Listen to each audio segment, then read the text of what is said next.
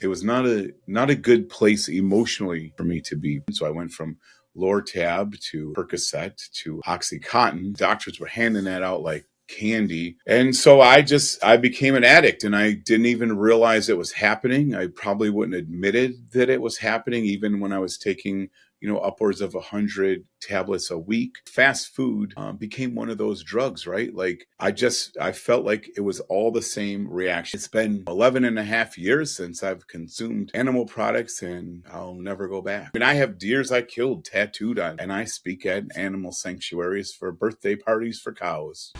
All right, welcome to the Fit Vegan Podcast. I'm your show host, Maxime Sigouin, and I'm the founder and CEO of Fit Vegan Coaching, a company that is on a mission to help 10,000 people get lean, thrive, and reduce their risk of chronic illnesses by 2033 and 1 million by 2050. I believe that having a fit, healthy body and mind is the foundation to living an incredible life, and this is what the show will give you if you choose to listen and implement. Enjoy the episode and have a great day. All right, good morning, everyone, and welcome to another episode of the Fit Vegan Podcast. Today, I'm joined by a very special guest, Tim Kaufman, who's the creator of FatManRants. So you're diagnosed with Ehlers-Danlos syndrome in early 20s and spent most of his life in chronic pain. By age 37, he was addicted to fentanyl, alcohol, and fast food. At over 400 pounds, he was unable to perform simple daily tasks, and now he's racing Ironman and completely turned his life around. Tim, welcome to the show, brother. Maxime, thank you so much for having me, and thank you for all the good that you do to make the world a better place. Thank you. Appreciate that. So, man, I want to dive into your story because, we had the opportunity to connect on your show a few weeks back. So I'm happy that we get to return the favor and have you on here. So, man, let's get started to this. Like, what came first? Like, you wanting to turn your life around or veganism? No, actually neither. I had no intention of turning my life around because I thought that I had been dealt a set of cards, and this was just what life was going to be, and this is how I was going to die. And I was pretty much, I guess, okay with that. I had just come to grips with that. So let me go back and tell you how I got to that point, if you don't mind. Yeah, and explain what EDS is as well for the listeners and for myself too. I'm not too sure what it is. So I'll just give a little bit of background. I still live in a rural town. It's not as rural as it was, 30 years ago, but it's called Alden, New York, and we're about 20 miles east of Buffalo. And so I grew up in farm country, and I got a job like all the other kids in the neighborhood on a farm, dairy farm.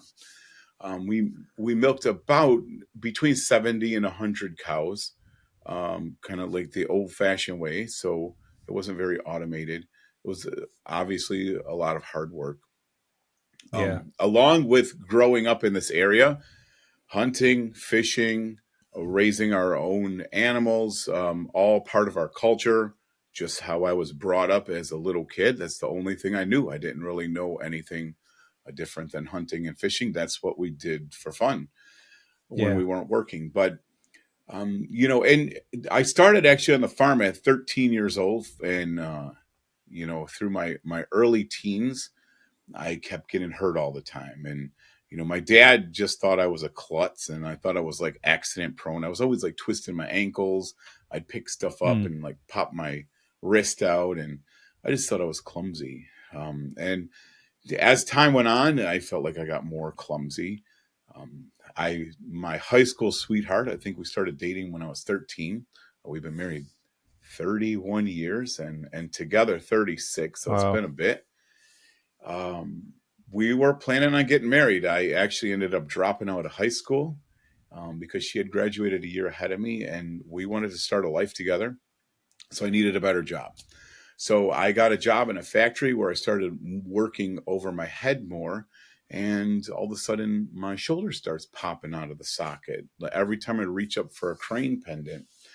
And, I tried to just like push it off and put it off. But it got to the point where just a sneeze, just the pressure in my chest would dislocate my shoulder. And I'd like physically, manually have to pop it back in place to keep working. And it just got looser and looser to the point where I finally, broke down and called the doctor. they took some tests on it, and he said, well, you're going to need an arthroscopy on your shoulder. They're going to cut my back open and take all the cords, the tendons, and kind of like Yeah. pull them out, fold them over, stitch them up to tighten all those strings back up. When they got in there, they started pulling on stuff, and it just kept stretching and stretching and stretching, almost like bubble gum, he described it as. And then when they stitched me up, the scar tissue just like blew out, and it was really weird.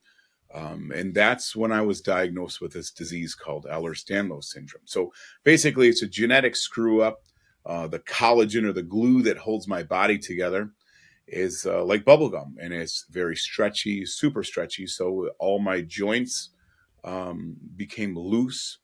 And, when I was young, it probably wasn't so much of a big deal. But when I got older, I had, by my late teens, I was already loaded with arthritis from all the damage, like, all these little micro Yeah. subluxations.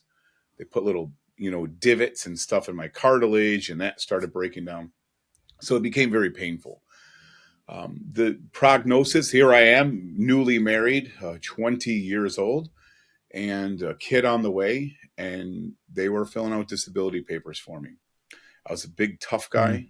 I was all about protecting and providing for my wife and my family. And now a doctor's telling me I'm going to be disabled on permanent disability. The instructions were to go home, keep my body as quiet as I possibly could, make sure that I was always supported. And they started just putting splints all over my body and braces. And it was not a good place emotionally for me to be. I didn't end up Yeah. filling out those disability papers. I healed up and went back to work. But one of the other things that happened through that surgery was I was introduced to narcotics. I had never really taken medicine. My family was a bunch of tough people that, medicine was for weak people. So we didn't hardly go to the doctor. And I started taking Lortabs, and they were super effective, very effective. They made me feel good. They kind of like mellowed me out a little bit. And Hmm. I'll speed this part up so we can get through this. It's not the funnest thing to talk about, but as you know, with any narcotic, once, you never get the same effect as the first time. And through Yeah. the months and the years, we kept upping the dosage, and then eventually upping the type of medicine. So I went from Lortab to Percocet to Oxycontin, which at the time there was an epidemic, and doctors were handing that out like candy. And it's highly Yeah. addictive. And so I became an addict, and I didn't even realize it was happening. I probably wouldn't admitted that it was happening, even when I was taking, upwards of 100 tablets a week. And Oh. sometimes, I got to the point where I was taking 30, 40 tablets a day. That obviously took some time to progress. I Yeah. went into the doctor. I still complained about pain, and he said, I want to try this medicine that we've never tried with you before, and see if it's effective. And this medicine, when I talk about it now, everyone knows what it was, but 20 years ago, no one had ever heard of fentanyl. Um, Yeah. and so he prescribed me fentanyl, and this was a transdermal patch, which gave me a 24-hour supply of it into my bloodstream. And the fentanyl, literally a carbon copy of the opioids in pill form, it worked really, really good, super effective. Um, it's bad stuff. Fentanyl is bad stuff, and I got hooked on that stuff so bad, and it just the same thing happened. I just couldn't get enough. It never worked like it used to. So But was the point to make you not feel the pain, or was the point to kind of help with EDS? I no, there would be no helping. This was just pain management. And I talk about the drugs all the time, but there were other things going on for pain management. A TENS unit where they would send electrodes through the nerves. I mean, it wasn't like they were just Yeah. trying to dump pills in me. There was other things, but of course, the TENS unit and electro stuff and stim and stuff like that.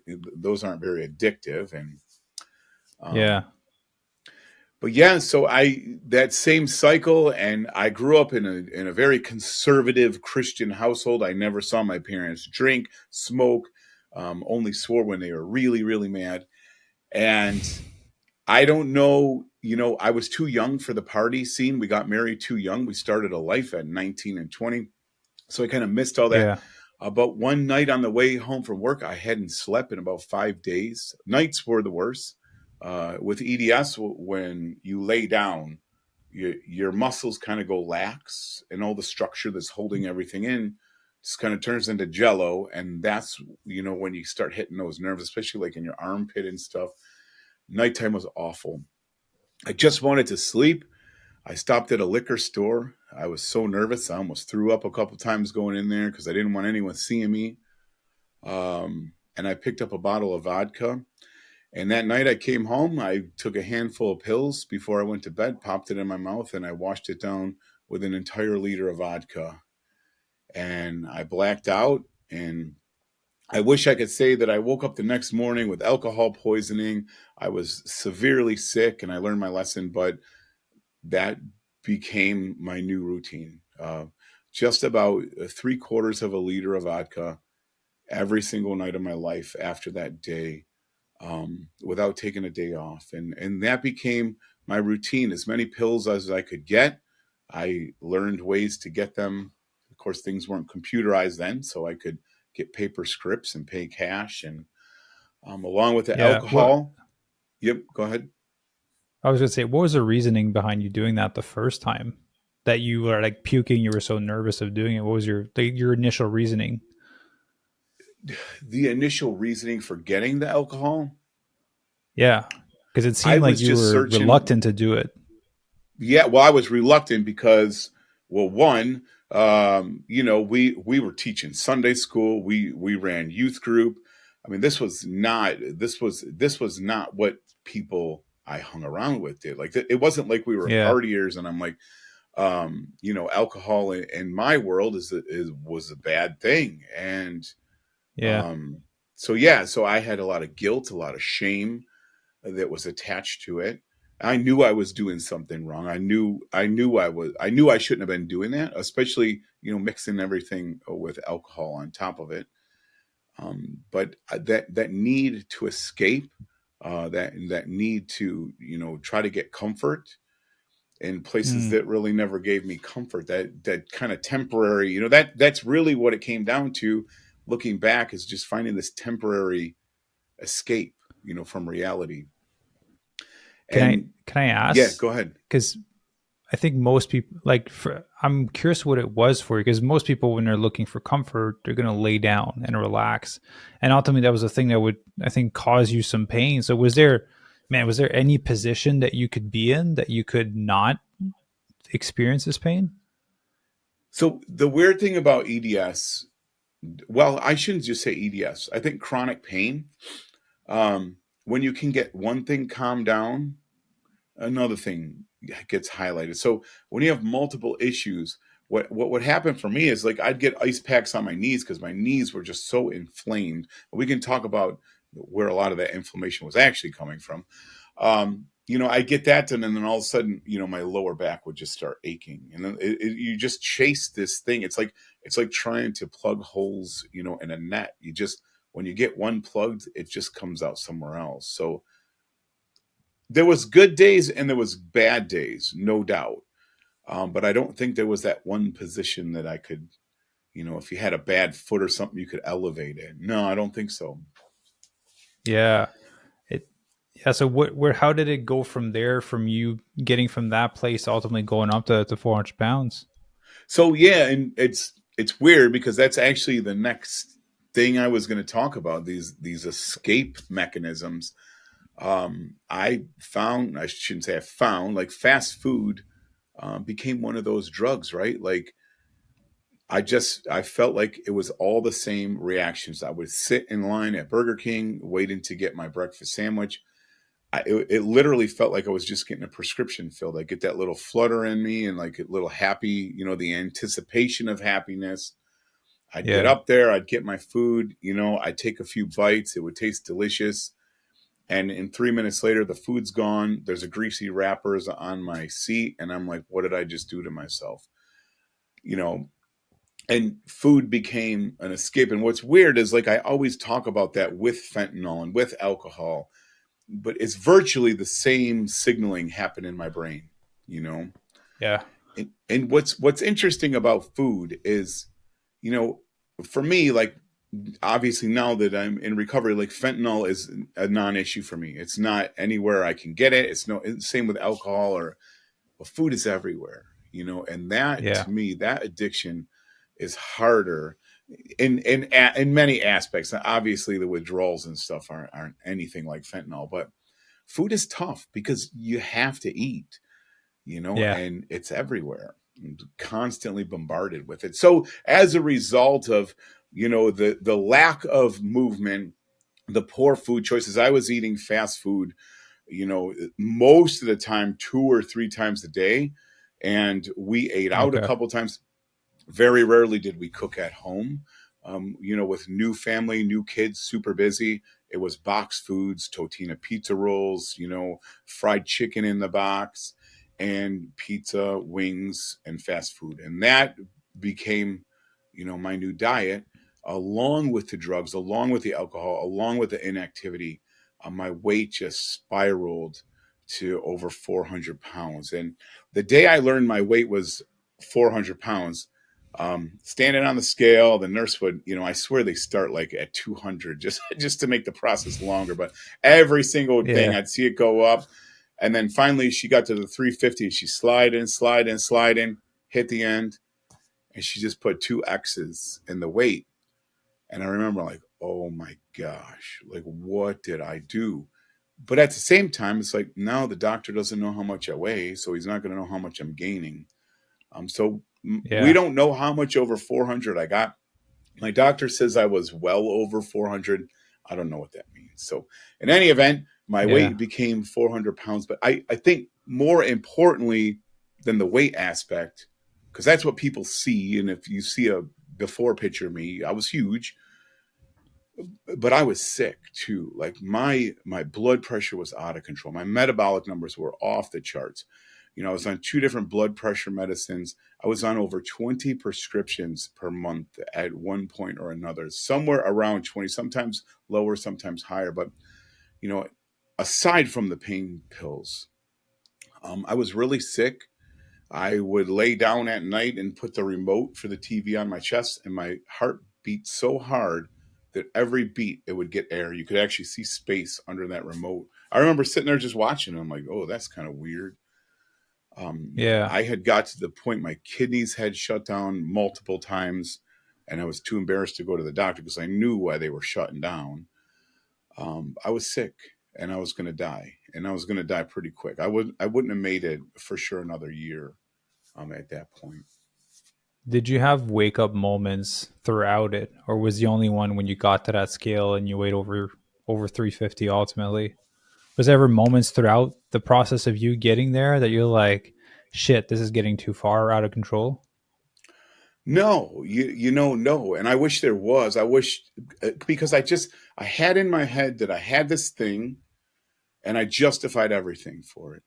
You know, I like, you know, going back to the spiritual side of things, like I would sit there, hey, there's someone having a glass of wine with their spaghetti. We should put them on the prayer list as I'm just getting blackout drunk, you know, in literally in my closet at night because I had justified my behavior because of my situation. So, no, like I didn't need a wake up call. This wasn't my fault. These are the cards Mm, I was dealt. And yeah, and 400 pounds didn't really, I mean, that made me feel bad. It made me feel, you know, terrible. And I think at some point I went from trying to numb or escape uh, pain, physical pain. And I think very early on, if I was honest with myself, that physical pain went to an emotional pain and maybe even a yeah. spiritual pain. And now you're trying to numb emotions. And the more I would numb the emotions, the more guilt I would get. And the whole thing would just, you know, it would just snowball. And the thing is, like, we look at people that are over 400 pounds and you see this physical thing, but what you don't see is when a basketball rolls by you because your daughter is playing a basketball game at school, and you can't pick the ball up to throw it back. You literally got to watch it.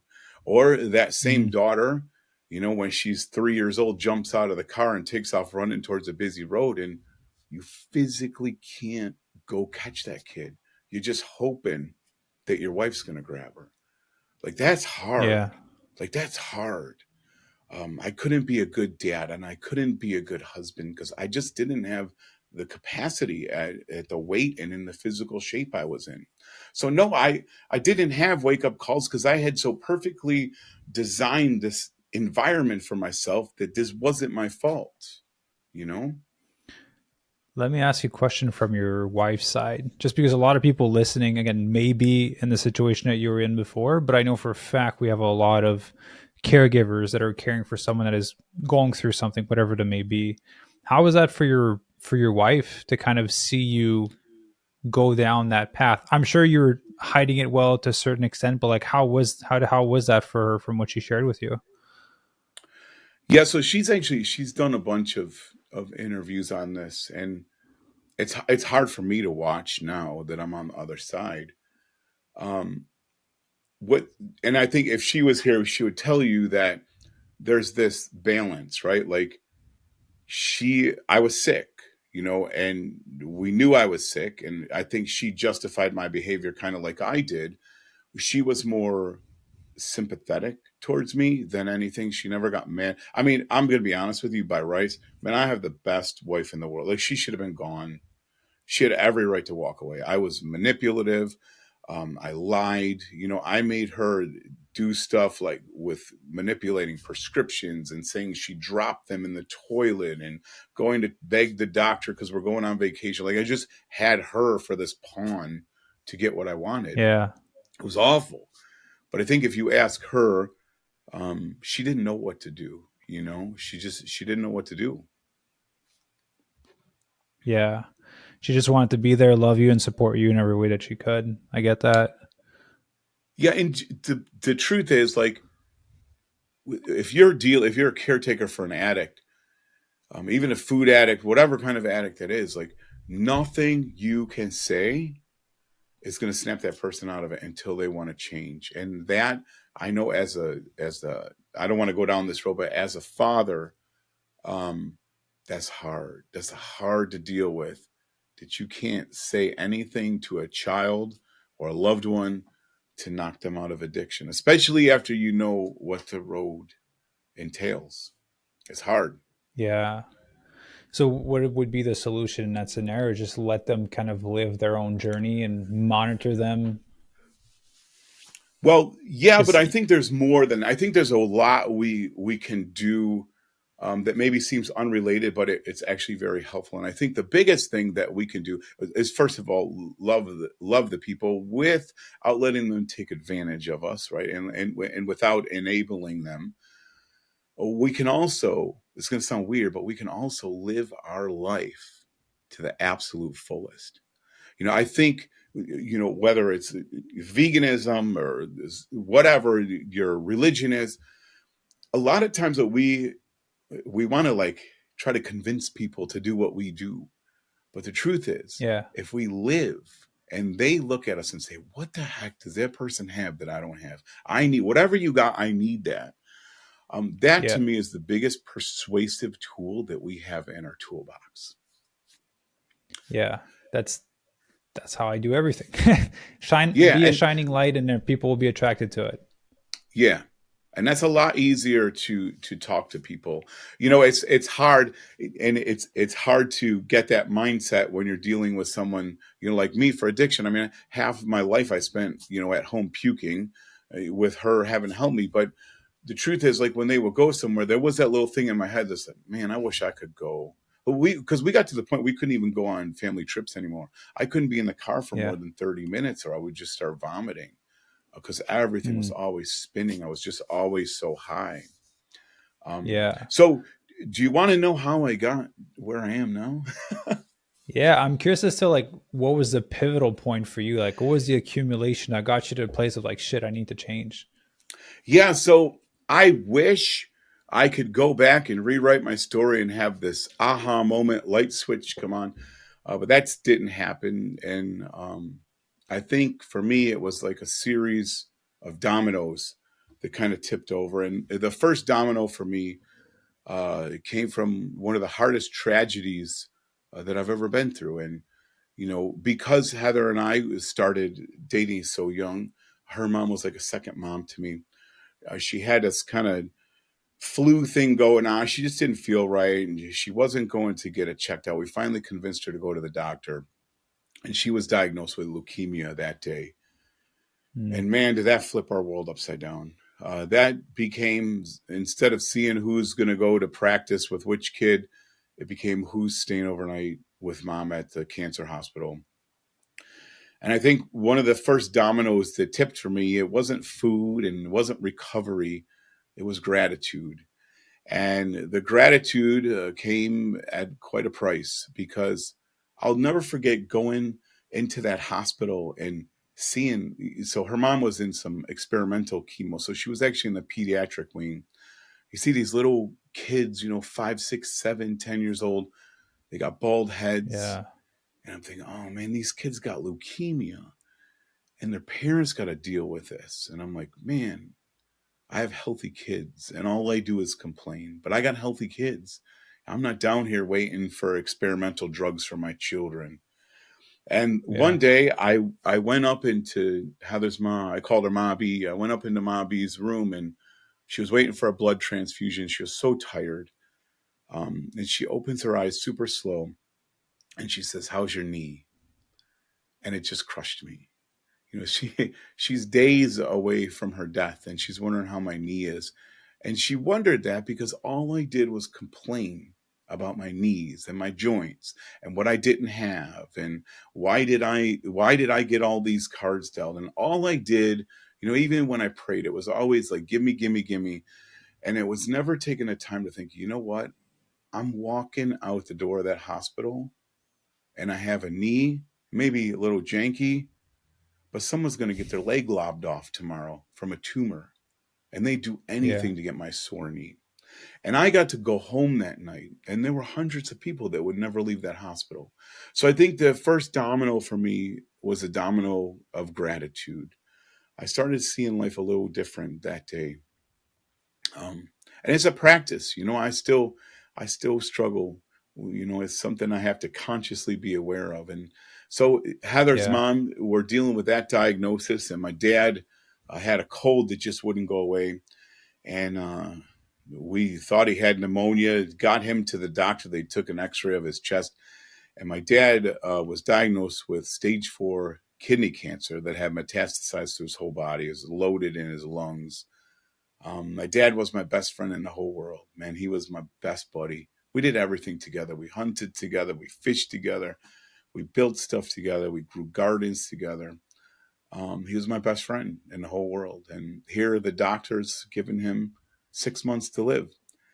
And my dad didn't make it 6 months. He made it 6 weeks to the day of his diagnosis, and he lost his battle with cancer. And I think sitting at his funeral, I think another domino tipped for how precious life really is, right? Like, we Yeah. pay it lip service. We say we're not promised tomorrow, but I don't think we really understand that, because sometimes we just talk about it. But seeing my dad, getting buried, it's like he's gone. And I think that was another domino that, we're not promised tomorrow, and life is indeed precious. Shortly after we buried my dad, Heather's mom lost her battle with leukemia that then turned to lymphoma, and ultimately a brain tumor would take her life. And it was awful. It was two of our favorite, most precious people in the world just snuffed out. And it was bad. And I don't know what was particularly special about this day, but I came down to the kitchen table. We're trying to get life kind of back to normal after all the funeral plannings. And Heather was putting my socks and shoes on me. She slid a sock up on my leg. She tapped the side of my legs. And when our eyes connected, I couldn't stop thinking about another funeral.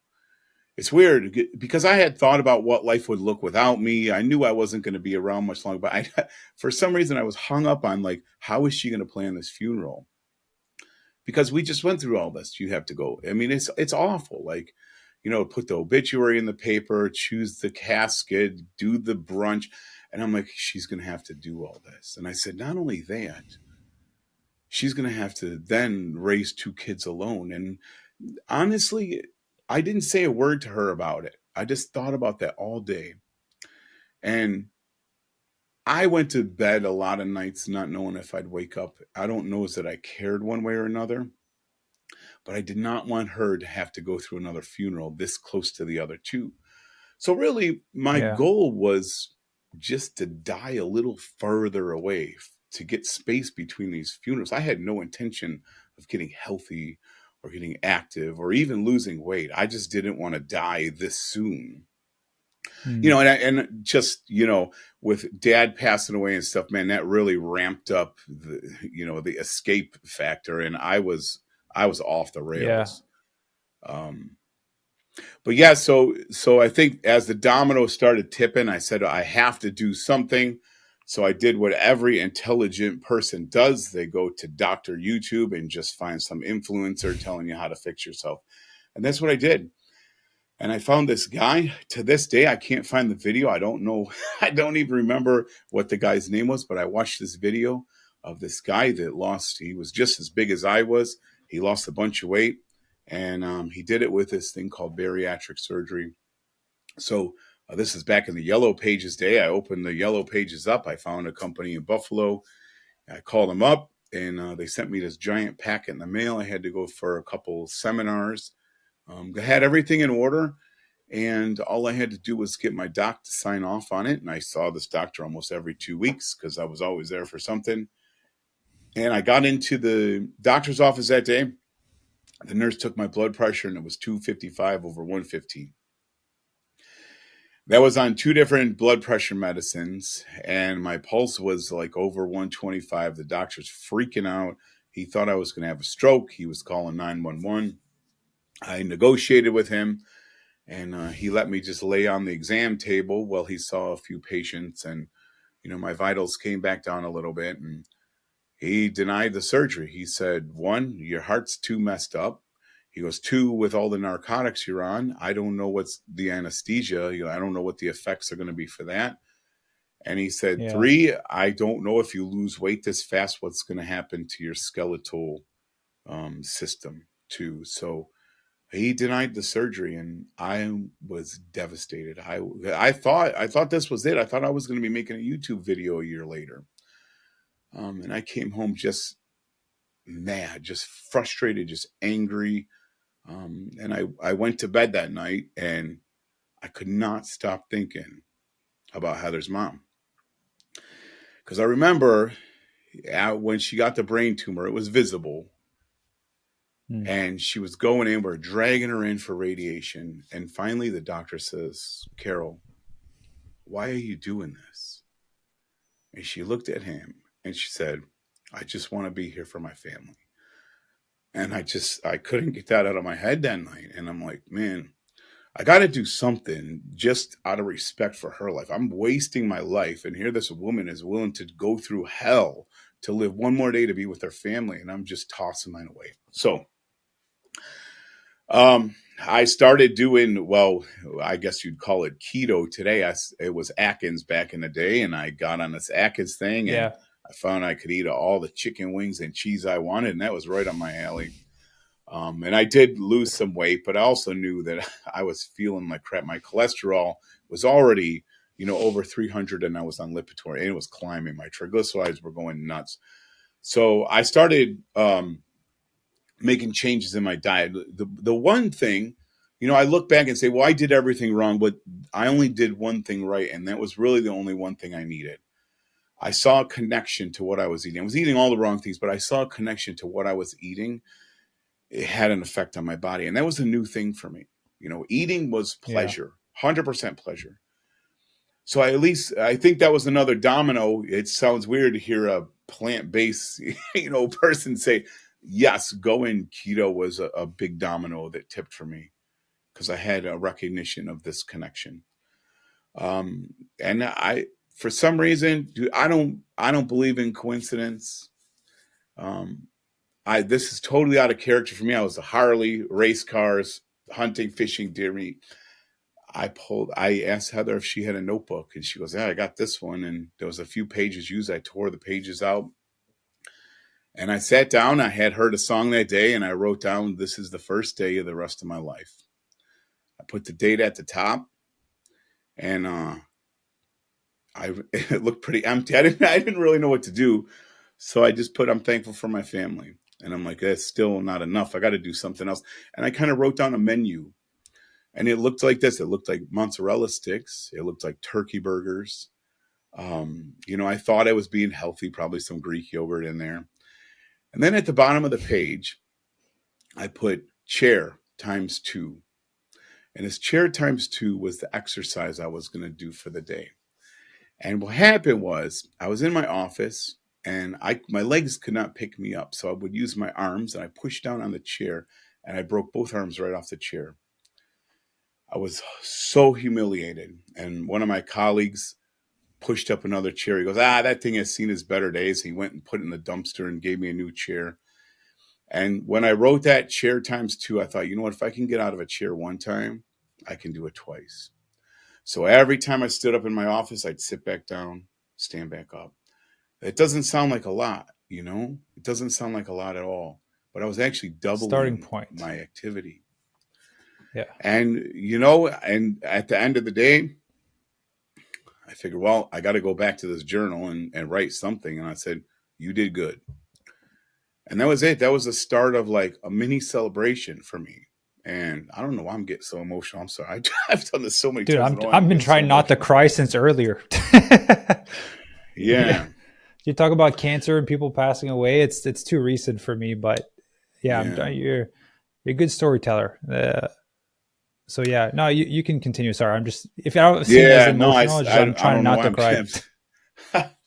So yeah, so I said I did good, and I didn't realize the importance of just saying I did good, because my entire life was just, I was stewing on failure, at just one failure built on another. And then even if I would have a win, I wouldn't look at it, because I'd rather just have the self-hate and loathing. But I recognized that I did good that day. And I put my weight down there. Then the next day I would do, I had trouble getting upstairs. I'd have to go up 3 or 4 stairs and kind of turn and sit down, catch my breath, and go back out. So I was starting in a pretty big deficit. But little by little, I just kept being thankful every day. And I sat down on the couch one night, turned on Netflix, and I saw this film called Fat, Sick, and Nearly Dead. And, Joe Cross, if you haven't seen that film, it's a great film, but Joe Cross comes to the U.S. from Australia, and he consumes nothing but fruit and vegetable juice for 60 days, loses a bunch of weight, inspires a bunch of people, gets off a bunch of meds. And I'm like, I don't care what he's doing. I just want what he has. And I ordered a juicer, and I'll tell you, I didn't do vegetables. I didn't even think about what I was going to put in that juicer, but it sure wasn't going to be vegetables. Yeah. And so January 1st, it'll be a little over 11 years ago, that juicer came in the mail. And I had to learn how to shop. I had to learn how to get produce. I had to, learn to go to farmers markets and to produce companies. And I went on a 30-day juice fast, and the first 3 days were absolute hell. The 4th day, my hunger kind of subsided. Yeah. By the 5th day, no one believes me. Every time I tell this, I got goosebumps all over me. The 5th day, a miracle happened, really. I woke up in the same exact position that I had fallen asleep in. And dude, that's all I wanted to do with all the drugs, all the alcohol. I just wanted to sleep. And it happened 5 days into this thing. And, as time went on, I'd wake up with eyes that weren't so cloudy, and I would, lose a little bit of that sleep apnea. I'd forget to take some of my meds. I started feeling better. The color came back in my face. My complexion started getting better. And, by day 20, I was just feeling fantastic. I was bored sitting watching TV. But at the same time, I also realized I can't juice the rest of my life. So because I watch Fat, Sick, and Nearly Dead, Forks Over Knives pops up in my queue. And I watched that. And when I was finished, I was angry. I was so angry. I'm like, we just buried our two favorite people, and you're telling me you can turn cancer cells on and off with casing? Yeah.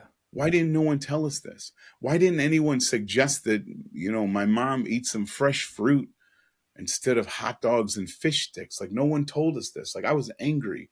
So I said, this either has to be total BS or somebody should go to prison, really. But the one good thing about forks over knives, I learned that I could eat what I was juicing along with some legumes and nuts and seeds and starches. And I basically had my new diet. Um, and it's been, 11 and a half years since I've consumed animal products, and I'll never go back, never go. I mean, I have deers I killed tattooed on me, and I speak at Yeah. animal sanctuaries for birthday parties for cows. So, yeah. So the activity stuff is a whole nother thing, but yeah, and the reason why this stuff works for me, looking back, we don't have time to get into all this, but I basically went from immobilizer, like leg braces that were immobilizers, to taking my first walk, which was absolute hell. I didn't understand why you'd walk for no reason. That's Heather's fault. And we took a walk, and I hated every second of going and recovering. But something in my head wanted me to finish that walk that I DNF'd. And, a walk on a weekend, became starting to hike. Everything the doctors told me not to do. Hiking would go so far, and we signed up for a Tough Mudder, and before I knew it, I was starting to jog a little bit, and then me and Heather ran our first 5K, and it was a beautiful thing, man. It was just beautiful. And on the way home, I kind of gave her a nudge, and I'm like, how about a 10K? She goes, I almost threw up. She goes, I'm not doing a 10K. A couple months later, we ran our first 10K together. And on the way home, I gave her another nudge, and I'm like, hey, what about a half marathon? She said, you're crazy. I'm done with this. And on my dresser, I had my handicap parking permit that I'd had for years. It was like my security blanket. And I didn't need it anymore, so I set it on my dresser. I don't know why I saved it, but I noticed that the expiration date was in September. And that happened to be the same month that our big local half marathon in Niagara Falls was here. And I said, man, wouldn't it be cool to park in a handicap spot legally when I run my first half marathon? I took that half marathon badge, and I taped a picture of her mom and my dad on it and my family. I punched a hole in that thing, tied it around my waist, and I finished my first half marathon with that thing dangling around my waist. That was another one of those dominoes. And then I got into climbing mountains and cycling long distance. And from there, it's, Ironmans and ultra races. And but I think what happened, I know the food I was eating with EDS, was just full of inflammation, the processed food, the oils, the sugars, all that stuff. And now I'm, not only getting rid of them, but I'm eating dark leafy greens and black beans and lentils and fruits and vegetables and all stuff that's alive. It's driving the inflammation out of my joints. I didn't have as much pain as I thought was from the EDS. 90% of my pain wasn't Yeah. actually from EDS. It was actually from the inflammation around my injuries. So once the inflammation started driving out of my body, once I started walking and getting more fit, my muscles started taking over where my joints were weak. And I am an EDS patient. I could pull on my wrist and pull my hand. It would be gross if you saw that. But I have a 500-pound deadlift. I'm missing 5 bones in my back, and I have a fused ankle, and I can still pull 500 pounds, which, if people didn't know, that's a pretty good deadlift, I think. It is a pretty good. I've done it. It hurts. Yeah. How does that work though? If you pull on your finger, or you can pull on your hand, but you're holding 500 pounds that's pulling your arms on Yeah. the ground. Yeah, no wraps either. I do that all raw, no belt, no wraps.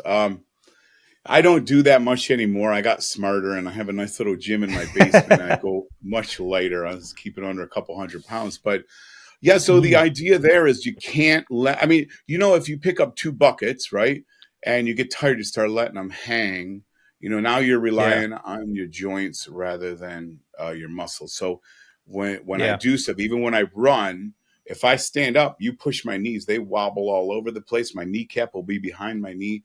When I run, I almost picture like Forrest Gump in braces, like just on a train track. Yeah. Kind of trail. I did trail running for what? In fact, I ran a 50-mile trail run. Trail runs are probably not the best for me when you got to cut around a lot, but Yeah. I there's more. So I had some issues with EDS over the past couple of years that have been rocked my world, but we don't need to talk about that. I still have EDS. Uh, Plants do not get rid of everything. They can't grow new limbs and they can't get rid of EDS, but they sure Yeah. make life easier. So super quick, because this is a vegan podcast. So how do the animals all come into this? When I visioned, growing up, I was taught animals are commodities, and it's kind of funny when you. That's just so. Sometimes we get so angry with people because they don't see what we see. But when you're Hmm. raised and that's all there was a difference between a dog and a cow because that's how I was brought up. But now, being on the other side of it, I'm like, yeah, how stupid. We literally have a sanctuary. I won't say where it is or the name of it is. They're doing a meat raffle. And I'm like, are you guys idiots? Like, and so you could see all these people chiming in on their Facebook, and it's like, well, there's a difference. I'm like, how? How are you Yeah. rescuing one cow but slaughtering another one to gain money? So, bottom line is this: I went at this 100% for health, but as my journey continues, obviously it's better for the animals. The little farm I grew up on is not where your meat comes from.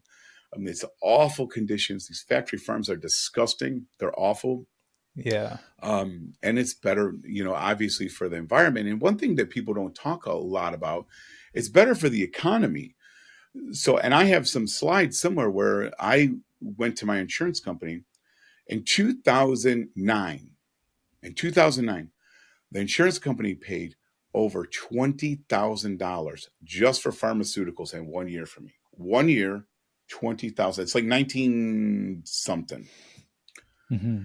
When I transitioned to whole food plant based, I asked them in 2000, I believe it was 15 and 16 combined. They combined the 2 years because there was nothing on the 1 year. $127 for a vitamin B supplement that I could have got over the counter, but I figured they should pay for something. We Yeah. understand the compound effect. We don't have a healthcare crisis. We have a food crisis. And if this is 100% repeatable, I mean, 20 grand just on pharmacy. I'm not even talking about the emergency room visits, the doctor visits, none of that. This is This is a literally lot just more. Yeah. medicine that I went to the pharmacy and got. Imagine that's repeatable. What we could do for our economy.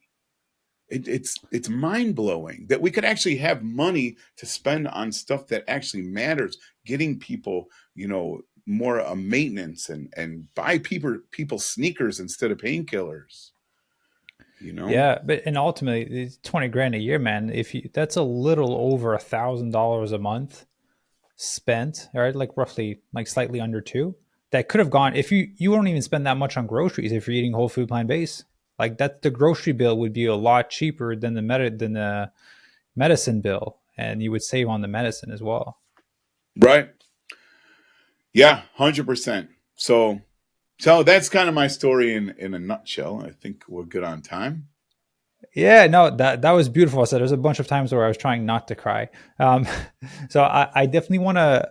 First of all, I appreciate you for sharing. That's a beautiful story. I purposefully didn't listen to your full podcast episodes because I wanted to hear it for the first time and be able to ask like genuine questions. Um, I also want to make sure that we talk about your new book because I know you spent a lot of time and effort into that, and I know it's going to be live when people are going to be listening to this podcast episode. So do you mind kind of sharing what the book is about and where people can find it? Yeah, the book. The book is oh my goodness, it's got to be about a 6 year project. I kept putting on the shelf. It's hard to go back. I think I have myself so in tune because I've done so many talks. I'm speaking to a high school actually in 2 days, and I've done this so many times. I can almost, well, within reason, almost separate my emotion and just blast through it. There was something about writing it it's hard. It's hard. Like it's hard. And I would write something. I'm like, people don't need to know this. People don't need to know. And finally, I got to a point where I either have to be 100% authentic or don't write the book. And for a while, I'm like, well, then I'm not Yeah. writing the book. Like that's how you're going to play. I'm not writing the book.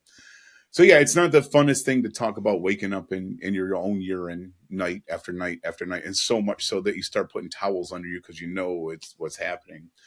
And I wrote about some really dark times, but I feel like if it helps one person that's in that same hole I was in, I tell people that I actually needed a ladder to get to the bottom of my hole. I was down there so low. So the goal of my book was to give people hope. I didn't really have any other goals than that, just to write about perspective. So it's not a diet book, it's not a plant-based book, it's not a fitness book, it's not a recovery book. It's really a book about perspective, because I think perspective for me almost killed me. But perspective, when I changed it, it gave me a completely new life. So I think it's important. Yeah. But all that said, so this book, I don't know. It was a lot of work, and I hope people appreciate it. And it's just basically a story of my life with lessons along the way. Um, what I went through and what I learned. And I think a lot of people struggle, in secrecy like I did. I mean, my colleagues, like, they had no clue. I mean, they knew they Yeah. obviously knew I was over 400 pounds and I couldn't walk, but they didn't know that what I was doing. I mean, I could have got any time I got in a vehicle, I could have got a DUI, because I just Yeah. always had that much alcohol in my system. And I only drink once a day. I only drank at night, but man, I made it count. So yeah, Yeah. so I basically go through my story, and I talk a little bit about addiction and stuff, and I give little lessons about comparison and all the things that were in my head, and yeah, Yeah, I think perspective is the thing that brought you there, but also the thing that saved you, right? I feel like it's you didn't really use those words, but it sounded like more like the victim mentality before. Like, why is this happening to me?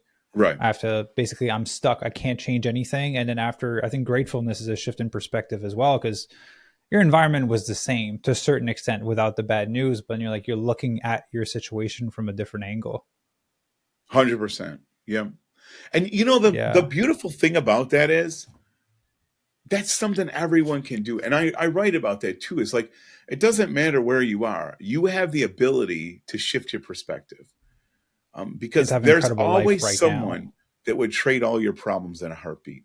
And that's how, Yeah. when you get this, it's kind of weird. You get this like egotistical feeling that you're the worst person. Like you got it the worst. And it's like, no, when you really look out there, it's like, no, I got a lot to be Yeah. thankful for. But perspective, it's so freeing because it's a choice. And I think we always need to know that we have a choice, and we can choose a good perspective. Yeah. It's interesting how humans fight to like say that they have it the worst. Like people will like she take us in like, no, I feel shittier than you do. I'm more depressed than you do. Like you don't understand how Yeah. hard I have it. But yeah, it is a freeing statement to also just be able to. I feel like the majority of people just look back on their life, like where they were 3 years, 4 years, Yeah. 5 years ago. I'm sure they're very grateful than they are where they are today. Yeah. Yeah. It doesn't So it doesn't make it easy all the time, right? It's a simple concept. It's not always easy. But yeah, it's but this always too shall available. I pass. think. Yeah. Yeah. Yeah, all the So yeah, good, that's the a good little bit will about my pass, book. the It's bad called will Escape. pass. Breaking Free from a Self-Made Prison, and it's available on Amazon. I did the audio book, which, believe it or not, the audiobook was a lot harder than the written book. It was a lot harder for me to read it back. And I was kind of surprised. The stuff that I had trouble writing about in the beginning, that wasn't that hard because I think I had come to grips with all that stuff. But it was the good stuff. Like about halfway through the book, everything shifts.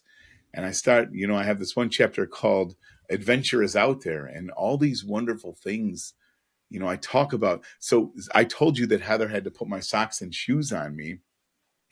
And I Yeah. frame it that I got to return the favor and help her because she was struggling to get her backpack on. And but this time we were 6,700 feet in the air because we just summited Mount Washington together. And that Nice. stuff, like bringing all that stuff up. Oh man, I was in I can't cry through my audiobook, so I'd have to cut it, Yeah. re-roll it. But so many good things. I'm so blessed. I've had so many cool experiences and running Leadville and meeting Bart Yasso and running with Scott Jurek. Yeah, I mean, hanging out with a Prince of Saudi Arabia and it's just I look back and I'm like, dang, all I did was eat an apple. It's so wild, but Yeah. yeah. So I'm super blessed. I'm super grateful. Well, it's beautiful. So where did Fat Man Rants come from at that point? I kind of wish I could go back on that one, but so I was so excited about my food. I was so excited about it that back then I had like 4 friends on Facebook, and we had family over, and I got this big huge bodybuilder brother-in-law, and he's sitting at the table. I'm like, man, you have to see what I ate yesterday. He goes, I know, you posted about it. And he goes, why don't you get a blog or something? Like, I'm like, what's a blog? So I Google what's a blog. And I'm like, okay, I'm going to start a blog because my friends and family are sick of hearing about my food. So I'm going to go where someone can actually want to hear about it. And I didn't. I was wanting something with like former fat guy or something, and all the domains were taken. So I had 3. I took them to work to one of my colleagues. She grabbed the post-it that said "Fat Man Rants" because I'm always ranting when I teach, and that became a thing 9 years ago. So we grew our channels. Somewhere in all the channels, we got a couple 100,000 followers, and there's no turning back from Fat Man Rants now. So, Yeah, you know, rebranding would be hard at this point. yeah. But I feel more importantly, and now that Heather was not plant based till about 2 years after I was, and she saw what it was doing to me, which is another thing. Take us all the way back to the beginning. I never pushed anything on her. I think she thought this was going to be a little temporary thing. But after she saw how I was feeling and how excited I was, and I'm out walking and enjoying being outside, she started stealing my food, really. They'd get pizza and I'd have sweet potatoes, and she started stealing my sweet potato cubes. And, for a while I would do a veggie stir fry. They'd throw their chicken in it. And before you knew it, it was just easier to be plant-based, and everyone felt better and everyone got healthier. So the whole family became plant-based. And yeah, so you never know where this Doppler effect is going to go. But I said all that to say, Fat Man Rants. Everyone's like, well, what about Heather? Because now we're Tim and Heather of Fat Man Rants. I'm like, oh, we Yeah. can't change that. But I like my mantra better than my domain. And my mantra is eat plants, move your body. All you got to do is a little bit more than you did yesterday. And I think that's a good way to roll because that's what helped me. So, Yeah, that's beautiful. And so for everyone listening, I'll put the links down below to be able to get the book, check out your blog and the evolution that it's gone through over the past like almost decade now. Tim, man, again, massive thank you for taking the time to share your story with me. I'm happy we got connected through Robert, a few weeks ago. Hopefully we get to meet in person, do a workout at one point, do an endurance race, not an ultra one because I'm not there yet, but just a regular endurance race. yeah, I'm super And slow. So, especially now, I got a fused ankle and a couple other things going on. So, but I we'll just do a keep moving swim. forward. We'll do a Yeah. swim. Swam. Awesome. Well, Tim, Okay. yeah, thank you for jumping All on, right, man. man. I'll put I all the super links down below appreciate it. for everyone. Yeah, and just in closing up here, just for your listeners, whoever's listening to this, you know, it doesn't matter how far you think you're gone or how much you got to take back. Like there's always hope out there, and it's literally change is one decision away. And the only decision that matters really is the one you have to make right now. So don't overthink this. It's the same process whether you got to lose 400 pounds or no pounds just to get healthy. Just worry about your next meal, your next plate, your next move, and let everything else take care of itself. And on that note, I will say thank you so much for having me. I really appreciate it, Maxine. Thank you. Yeah, beautiful words to end on.